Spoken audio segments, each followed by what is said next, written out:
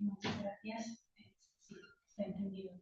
Gracias, José Luis, por la presentación y por permitirme hablar del libro de las donas en un coloquio que trata de mujeres y de cultura escrita. Mira, antes de empezar voy a recordar unas cosas muy básicas, ¿no? ¿Qué es el libro de las donas? El libro de las donas es la traducción castellana anónima realizada antes de 1448 del Llibre de les Dones. El Llibre de les Dones es el primer tratado sobre mujeres escrito en la península ibérica por el franciscano Francesc Eiximenis hacia 1396. Y el libro de las donas está en el centro de una larga tradición textual, pues aparece en 1542 en el taller de Juan de Villaquirán un impreso, El carro de las donas, y el otro incunable que aparece en 1495 en Barcelona, en catalán. Antes de empezar, quisiera comentar brevemente la elección de este título, en particular la conjunción y el libro de las donas y la proyección de un ideario franciscano en Castilla, un libro y una corriente espiritual. He optado por esta conjunción para cuestionar precisamente hasta qué punto la tradición textual del libro de las donas siempre aparece en un momento oportuno en el que se difunden las ideas franciscanas, o si realmente el libro de las donas fue concebido como una herramienta desde un entorno franciscano para difundir en Castilla las ideas de Francesc Eiximenis.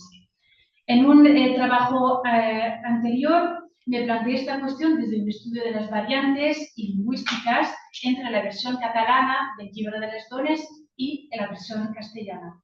Hoy, como filóloga, propongo arriesgarme y tomar distancia con respecto a la letra para estudiar desde una perspectiva franciscana el contexto de producción de esta traducción castellana anónima de la primera mitad del siglo XV. Aquí tenéis en la izquierda los manuscritos catalanes que ha editado Eva Izquierdo Molinas y en la derecha están, como les llamo yo, mis bebés, o sea, los manuscritos castellanos del libro de las donas. El tratado se estructura así, creo que es importante saberlo antes de entrar ya más adelante. Hay una primera parte que constituye una especie de gran introducción a la segunda parte, que se divide en 5 tratados. Un primer tratado pequeño sobre las niñas y la educación, un segundo tratado sobre las adolescentes, un tercero sobre las mujeres casadas, mucho más amplio, un cuarto pequeñito sobre las viudas, y el quinto tratado, que ocupa los 2/3 del tratado, sobre las religiosas. Así lo dice Eiximenis. En realidad se parece mucho al manual de confesión, trata de los pecados originales, de los 10 mandamientos, de la penitencia, de la confesión, etc.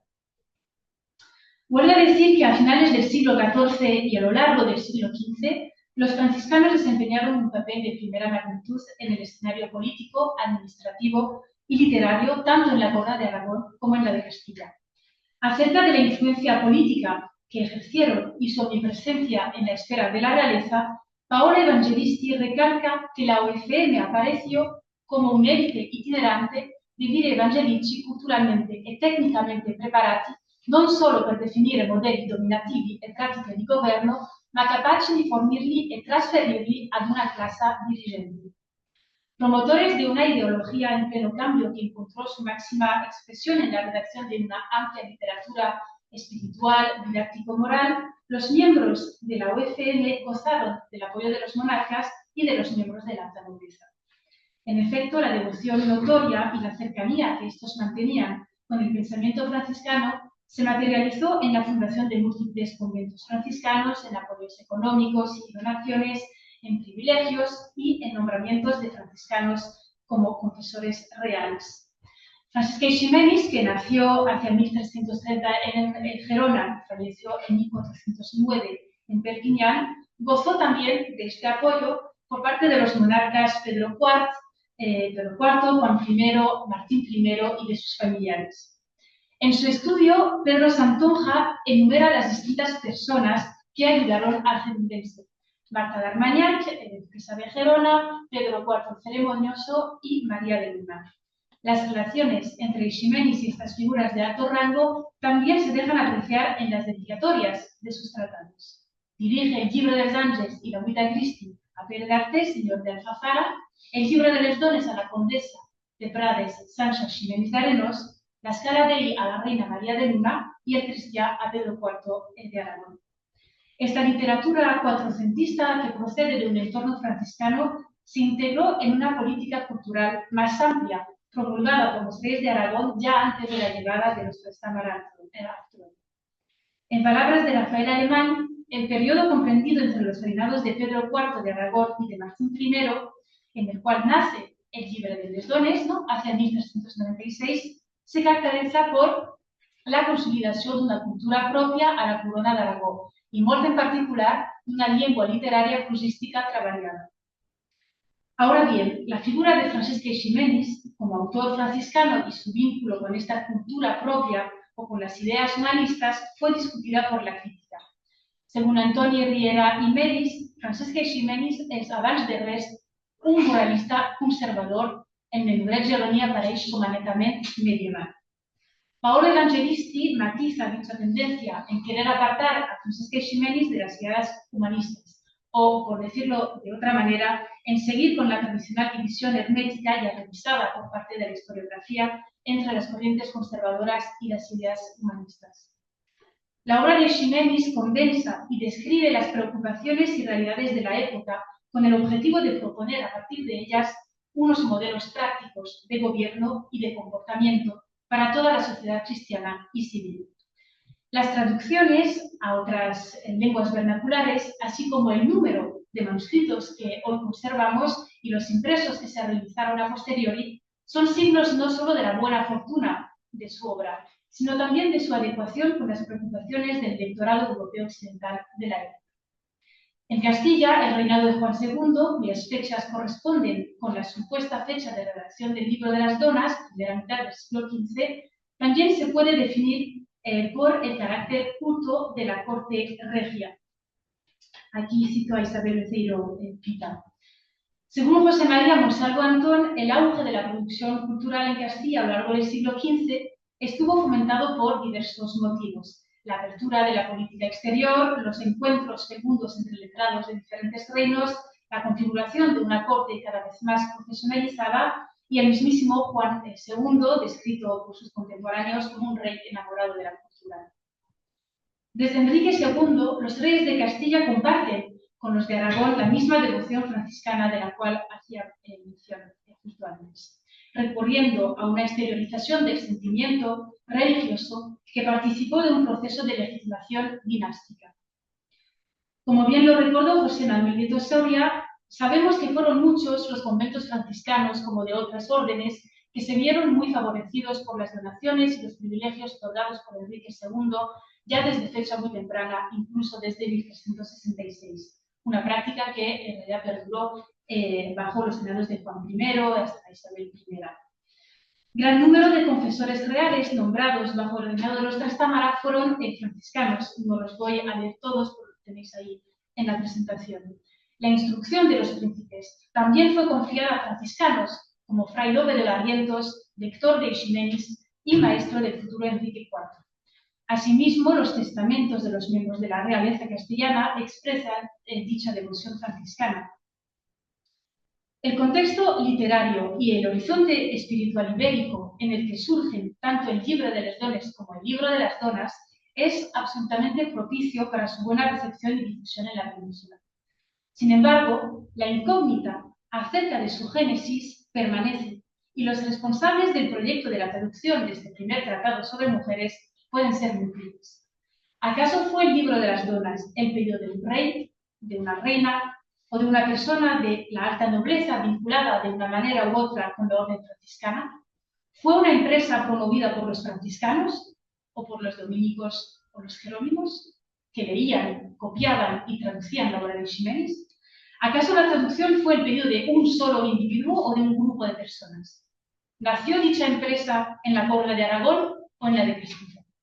He defendido mi tesis y estas preguntas siguen abiertas. Más allá de la autoría de Francesc Eiximenis, que tuvo que participar de algún modo de la amplia difusión del tratado en toda la Europa occidental, tanto en su versión catalana como castellana, creo que hemos de insistir en el hecho de que el Libro de les Dones fue el primer tratado sobre mujeres escrito en la península ibérica. En este sentido, la aparición muy rápida en la primera mitad del siglo XV de la traducción castellana parece demostrar una necesidad para Castilla o para un electorado castellano de poseer un tratado sobre mujeres escrito en castellano, tanto más cuanto que aparece en pleno periodo de la actualidad del Estado. Detrás del proyecto inicial de traducción, bien pudo haber unos religiosos que, en palabras de Ángela Muñoz Fernández, revalorizaron los aspectos ejemplares de la santidad femenina. Al mismo tiempo, el libro de las donas condensa los principios franciscanos de caritas, fides, fidelitas, paupertas, humilitas y cástitas que defendían los Trastámara y que sirvieron de herramienta eficaz para la defensa de su ideología política. Dada la temática femenina del texto y la relación que mantenían las reinas con la orden franciscana, hemos de centrarnos en el papel de las reinas castellanas de Castilla. Entre las reinas consortes de la primera mitad del siglo XV, cuando se traduce el Llibre de les Dones al castellano, son varias las candidatas, y aquí hago un juego de Cluedo, son varias las candidatas que podrían ser responsables de la traducción o de la integración del libro de las Donas en Castilla. Leonor de Alburquerque, Catalina de Lancaster y las dos Marías, María de Castilla y María de Aragón. En cuanto a Leonor de Alburquerque, sabemos que era protectora de la orden de los dominicos y de los jerónimos, los cuales leían lo dicho a Eiximenis e incluso realizaban copias y traducciones de su obra al castellano. No voy a entrar en detalles, pero en cuanto a las dos Marías, la primera, María de Aragón, que fue reina consorte de Aragón y esposa de Alfonso V, fue instruida por su madre y su suegra y tía Leonor de Alburquerque. Ella fomentó la producción de los tratados sobre temas femeninos, incluido el de la defensa de la mujer, así como la difusión en Castilla de obras compuestas en la corona de Aragón. Como lo recarga Cécile Codet, par les liens qu'elle entretient avec sa famille d'origine, Marie d'Aragon contribue à la diffusion des productions culturelles aragonaises à la cour de Castille, et donc peut-être a celle du débat touchant aux qualités et aux défauts des femmes. Con esta afirmación no podemos resistirnos a pensar que bien pudo haber desempeñado algún papel en la llegada del tratado a Castilla. La segunda, María, María de Castilla, que fue reina consorte de Castilla y esposa de Juan II de Castilla, tuvo una relación con la orden de los Jerónimos y con el monasterio de Guadalupe, donde se copiaron varios ejemplares del libro de las donas. También hace que pueda ser candidata. Ahora bien, ¿pudo una reina de Aragón haber pedido una traducción castellana del libro de las dones? ¿Por qué no? En la primera mitad del siglo XV, cuando reinan en Aragón Fernando I y Leonor de Alburquerque, todavía viven dos reinas, Margarida de Prades y Violante de Bar. En cuanto a la primera, el vínculo con Eiximenis es quizás más evidente que con la segunda, ya que es nieta de Sancha Ximenis de Arenós, la destinataria del Llibre de les Dones. Pero apoyándonos en los datos de los que disponemos a día de hoy, la primera mención de la integración de la traducción castellana a las colecciones reales es mucho más tardía, pues se remonta al reinado de Isabel I de Castilla. Los inventarios de las colecciones reales castellanas demuestran que las traducciones de las obras de Eiximenis ocuparon un lugar muy significativo. El inventario de los bienes situados en el Alcázar de Segovia de 1503, que fueron enviados más tarde a los archivos de Simancas y al Escorial, menciona un ejemplar parcial del libro de las donas, el que está en gris. Otro libro de pliego entero, de mano, en papel, de romance, que se dice el tercero tratado del libro de las mujeres que hizo el maestro Fray Francisco Ximénez, de la Orden de los Predicadores, esto es muy interesante también, las coberturas de cuero amarillo con dos cerraduras de latón. El mismo documento indica una copia castellana de la Humita Christi y dos manuscritos del de Natura Angelica. Elisa Ruiz García observa que dicho inventario no indica sistemáticamente la lengua en la que están escritos los manuscritos, lo que constituye, cito, una prueba más del criterio estimativo aplicado basado en la valoración económica y no en la intelectual. Pero a la inversa, creo que mencionar que todas estas copias de Eiximenis sean en romance también demuestra la importancia, ¿no?, del criterio lingüístico que se le concede a las traducciones de Fluminense. Por otra parte, cabe precisar que las obras de Eiximenis indicadas en el inventario de 1503 siempre conllevan la mención en catalán, cuando el título aparece en castellano, lo tenéis en la última cita, ¿no? Otro libro de pliego entero, escrito de mano en catalán, que es, título en castellano, La vida contemplativa. Para entender la presencia del libro de las donas en la colección real de Isabel I, debemos plantearnos una primera pregunta, y ya veréis que hay varias. ¿En qué momento de su vida y a través de qué vía o de qué intermediario conoció Isabel este texto? Dado que la traducción del libro de las donas se realizó en la primera mitad del siglo XV, antes de 1448, es probable que la joven Isabel tuviera acceso a esta obra antes de su matrimonio con Fernando. Sin embargo, la integración del libro de las donas a la colección real se produjo más tarde, cuando Isabel ya era reina de Castilla y cuando la figura de Hernando de Talavera, ferviente lector de Ximenis y confesor de la reina en 1475, ya se había establecido a la corte. En efecto, en noviembre de 1492, la fecha es importante, Isabel encargó a un tal Morales un ejemplar del libro de las donas. Por otra cédula de la reina, fecha 8 de noviembre del dicho año, a Morales 2.000 maravedíes por el trasladar el libro de las donas. Un año después, la reina le encargó a Francisco Flores, que fue copista de libros para la imitación del príncipe Juan, que encuadernara otro ejemplar del mismo texto. Otro libro de las chicas, 8 reales en medio. El encargo de 1492 llama la atención, ya que el ejemplar mencionado parece ser una copia completa, mientras que en el inventario de 1503, revuelto a poner abajo, es una copia parcial, que es este manuscrito. El testimonio J, que adquirió el arcipreste de Talavera en 1448 y que se encuentra en la Real Biblioteca del Monasterio de San Lorenzo del Escorial. Por consiguiente, si admitimos que la copia de 1492 y la de 1503 son dos copias diferentes, cabe preguntarse si Isabel I ordenó en 1492 la redacción de una copia completa que posteriormente se perdió. Pero también preguntarse si a la inversa, la reina pudo haber poseído primero una versión parcial y luego, en 1492, mandó realizar una copia completa para disponer del texto en su integralidad. La fecha de 1492, de singular carga simbólica, marca una transición en la monarquía castellana, tanto en su imagen a escala europea como dentro del propio reinado de Isabel I. Coincide también con la concesión del título de arzobispo de Granada a Hernando de Talavera, hasta entonces confesor de la reina, así como con la expulsión de los judíos de la península ibérica y la toma del reino de Granada. El acontecimiento granadino fue, de hecho, un motor para la empresa ideológica y cultural que se manifestó en el encargo de ejemplares de tratados espirituales para afirmar el poder real y religioso o para dotar establecimientos religiosos. La ciudad de Granada es tan simbólica como la fecha de 1492, en que Isabel encargó un ejemplar del libro de las donas. En efecto, 3 años más tarde, fue también en Granada donde Hernando de Talavera compuso una versión adaptada e impresa de la Vida Christi de Ximenis. El interés de los jerónimos por la obra de Ximenis, sin duda real antes de esta fecha de 1492, parece haberse revitalizado durante la década de 1490, cuando la reforma fue alentada por los reyes católicos.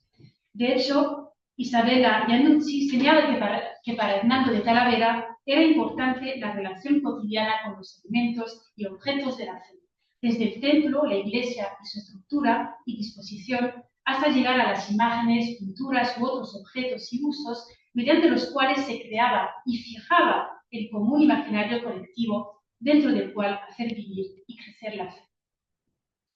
Por lo tanto, no creo que sea tan descabellado pensar que el tratado pudo circular en Granada hacia 1492 para servir unos intereses concretos y prácticos de la reina y o del arzobispo Hernando de Talavera.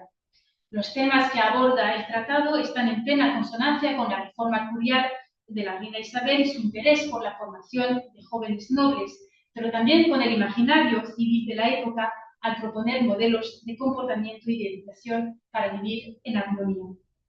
El ejemplar del libro de las donas, el encargado por Isabel, apareció así en un año marcado por numerosos acontecimientos y transiciones. Pero queda por discernir si Isabel se enteró o no de la existencia de la traducción castellana en aquel año de 1492 ya que las copias que han llegado hasta nosotros y la información codicológica que contienen demuestran una circulación de la traducción castellana ya en 1448. Entre los intermediarios que pudieron informar a la reina de la existencia de la traducción castellana, aquí también las hipótesis son diversas. Si nos ceñimos a las figuras religiosas, Hernando de Talavera podía haber desempeñado algún papel.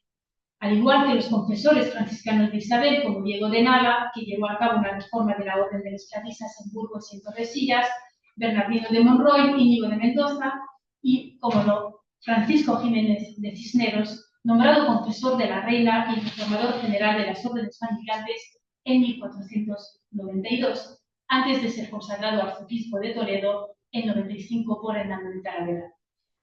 Otra pregunta, ya ves que me empeño con esta copia de 1492 y el inventario de 1503 radican las causas de la ausencia del ejemplar completo en el inventario de 1503. ¿Acaso este ejemplo fue donado?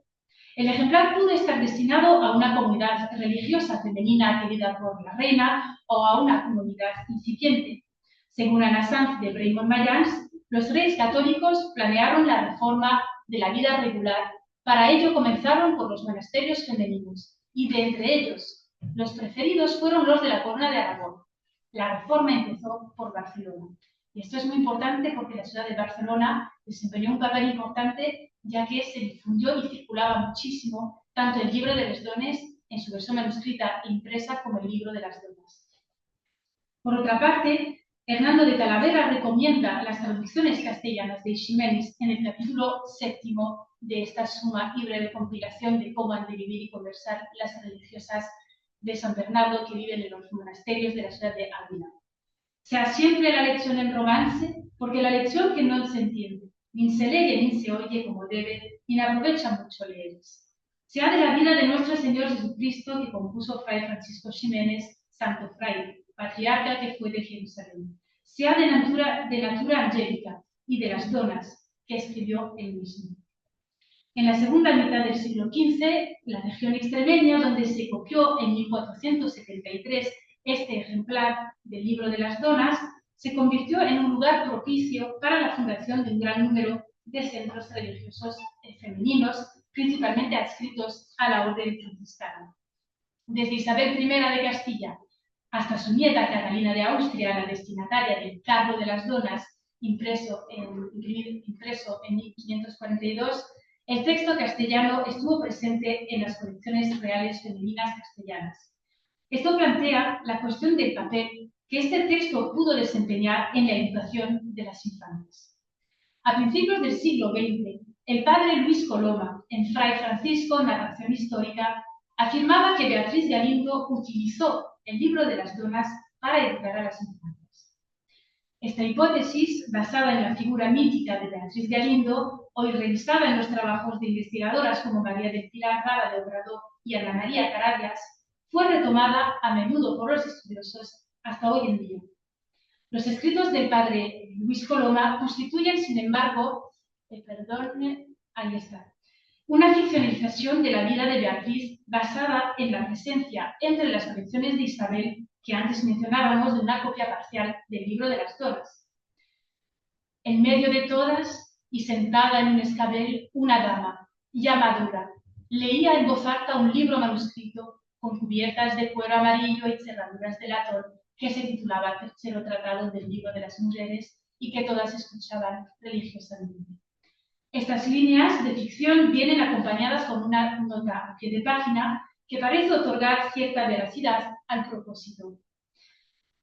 Sin embargo, fueron las primeras líneas del padre Luis Coloma las que fueron aceptadas como verdad histórica.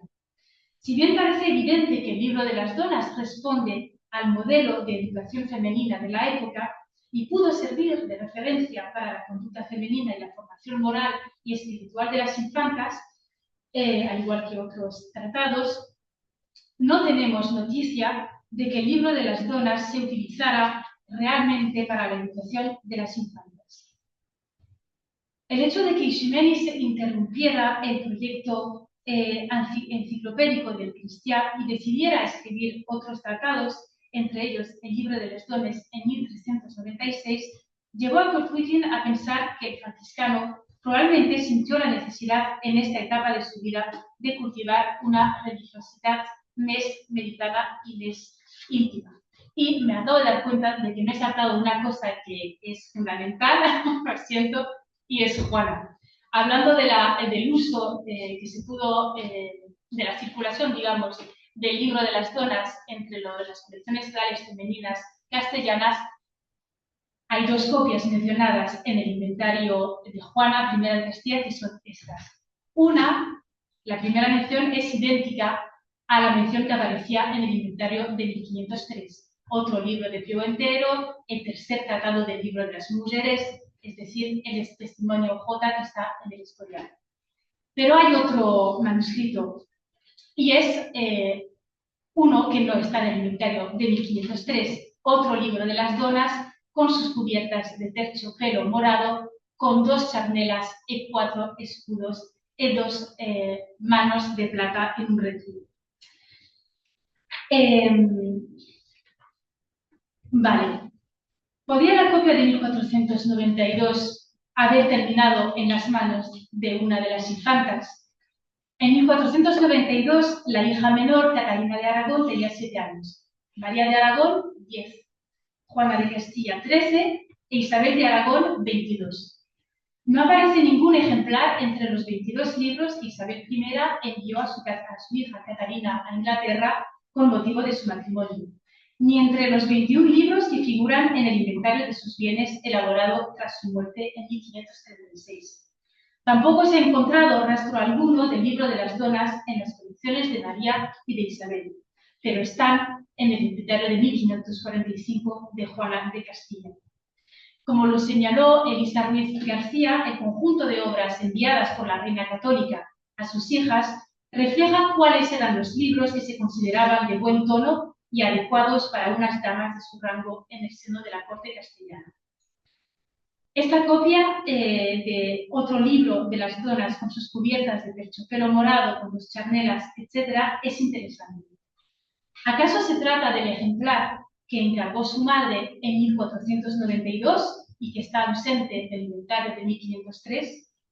El título de este segundo ejemplar, El libro de las donas, es idéntico a la que manda encargar en 1492, cuando vemos que el título del libro de las donas va variando, ¿no? Libro de las chicas, libro de las mujeres, libro de las donas.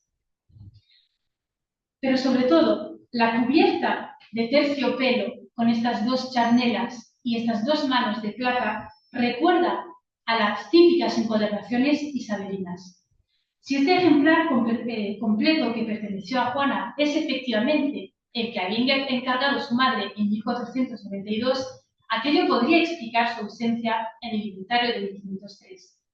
Sin embargo, la falta de más de detalles codicológicos del ejemplar de 1492 no permite garantizarlo. La difusión del libro de las donas es muy amplia, pero hasta el siglo XIX lo encontramos en muchísimas bibliotecas. En el inventario de 1576 aparecen nada menos que 5 copias. Ahora bien, siempre hay que ir con mucha precaución con este número, porque en 1542 se imprime el Carro de las Donas. Y la confusión en los títulos entre el Libro de las Donas y Carro de las Donas es muy frecuente. En este mismo ejemplar, el tercer tratado que está en el Escorial, aparece el Libro de las Donas y abajo, lo tengo subrayado, una parte del Carro de las Donas. La otra imagen del lomo pone el Carro de las Donas 1473, cuando es el Libro de las Donas. Entonces, bueno, pues hay que tener mucho cuidado con esto. Siento por este paréntesis que yo creo que no era un paréntesis justamente. Vamos con la traducción del Libro de las Donas en los albores de la reforma de las órdenes mendicantes. Vale. El hecho de que Ximenis interrumpiera el proyecto enciclopédico de Cristià y decidiera escribir otros tratados, como el Libro de las Dones, llevó a Courtwittin, vuelvo a ello, a pensar que el franciscano probablemente sintió la necesidad, en esta etapa de su vida, de cultivar una religiosidad más meditada y más íntima. Hipótesis que coincide con la afirmación de Raquel Rojas Fernández de que el Llibre de les Dones, la Vita Christi y el Llibre dels Àngels fueron, por tanto, las obras más traducidas y leídas en Castilla de los siglos XV a XVIII. Condensaban mejor que cualquier otra los postulados espirituales del franciscanismo e invitaban como pocas a la meditación íntima del creyente, a la devoción sincera, ajena a la erudición escolástica, y a la vivencia del cristianismo entendido como imitación del Salvador y renovación interior. Por ello, son estos los libros que mejor se adaptaban a los aires de renovación espiritual de la España del 500.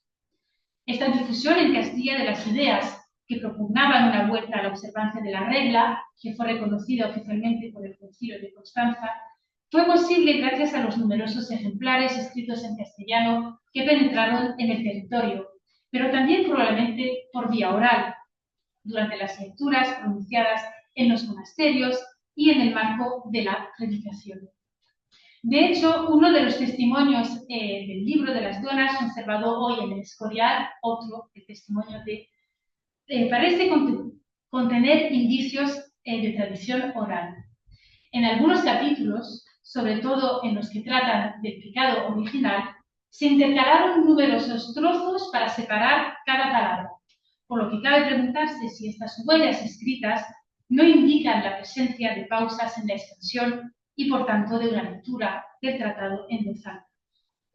Como he podido estudiarlo en trabajos anteriores, el texto, una vez traducido al castellano, se mantiene muy fiel al Llibre de les Dones, lo que parece demostrar una voluntad por parte de los impulsores de la traducción castellana por conservar un texto escrito por Francesc Eiximenis y darlo a conocer a un lector castellano no tanto como un texto traducido, sino como un texto escrito por el mismo Eiximenis.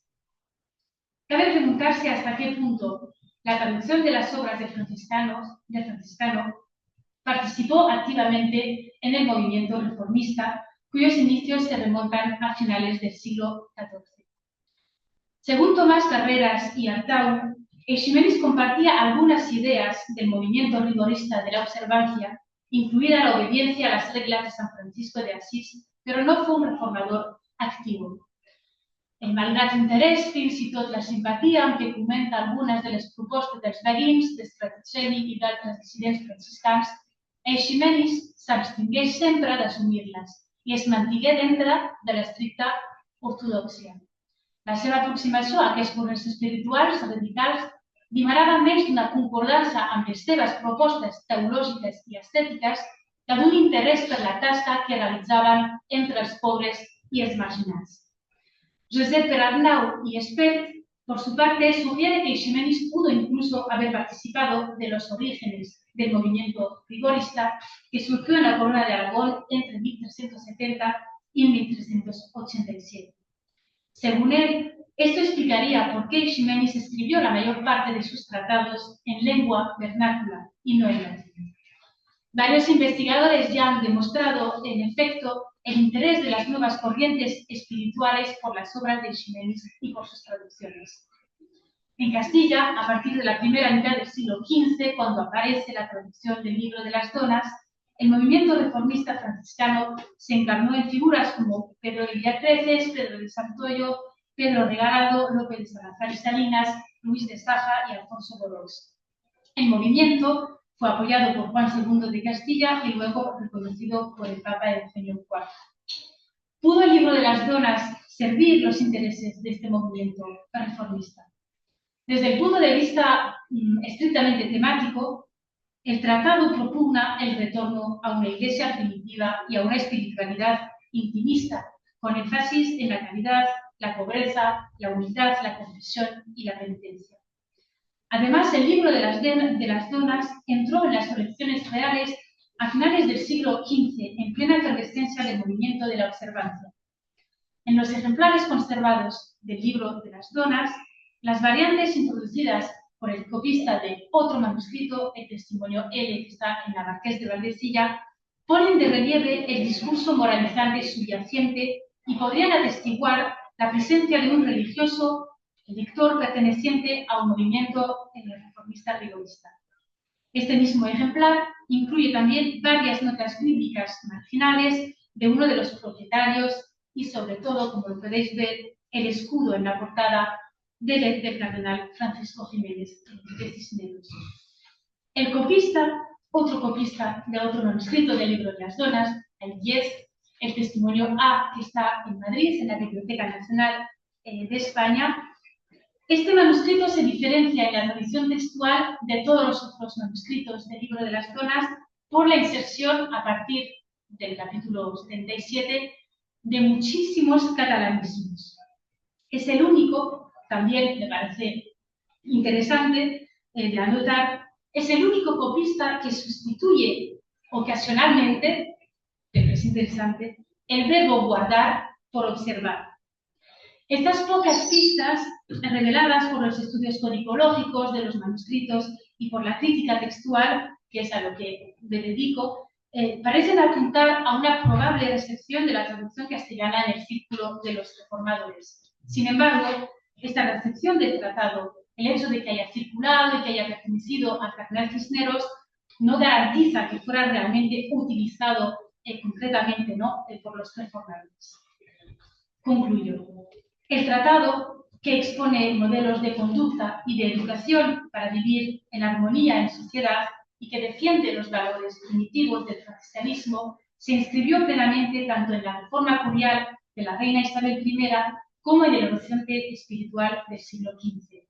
El tratado se encuentra en una encrucijada de varias tendencias, de varias dinámicas sociales, literarias, espirituales y políticas, que si bien dificultan la identificación de las posibles responsables de la traducción castellana, nos ayudan para entender, no obstante, por qué tuvo un éxito tan grande.